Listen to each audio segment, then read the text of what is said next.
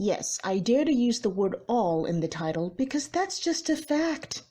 When's the last time you saw a person squeal with delight at the sight of a cockroach and rush to cuddle it? Exactly. And we have perfectly good reasons not to. First of all, they just look disgusting. They're basically rapists and serial killers in insect form. And unlike their more productive counterparts, cockroaches have no exceptional skill or talent besides freaking people out. So look, roaches, when you're ugly and useless, your only hope is to develop a personality. The next time we bump into each other, try to make me laugh and I just might have second thoughts about killing you. Works for comedians. Until that day comes, I, along with millions of people, will firmly believe that roaches should not be seen or heard.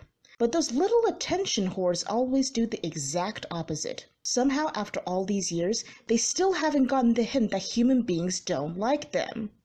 It's bad enough to see them crawling on the floor, but the absolute worst is when they fucking take flight and make a scene, flaunt their existence, assert dominance.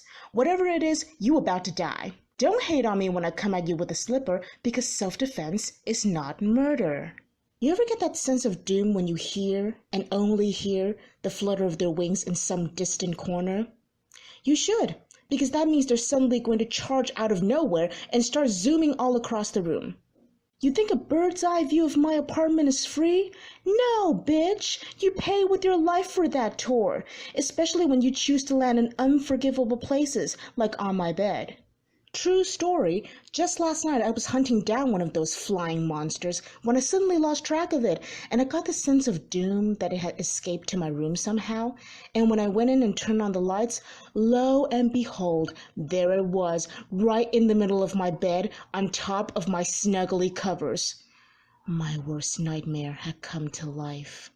Now, to be honest, my bed is probably dirtier than that cockroach, but now that its feet have made contact with it, in my head, my bed has now become a contaminated zone because I can just see all the germs and bacteria and diseases spreading, multiplying, expanding all over it. Ugh. And now that you've witnessed this horrific crime, now you must go for the kill, which is both mentally and physically exhausting. Basically, killing one cockroach is equivalent to an hour at the gym, because after you finally made it die, chances are you're going to be out of breath, sweating, and your arms will be sore the next day. And it's not because we're unfit, it's just that cockroaches are impossible to kill. You think it's badass that cats have 9 lives? Cockroaches have unlimited life count.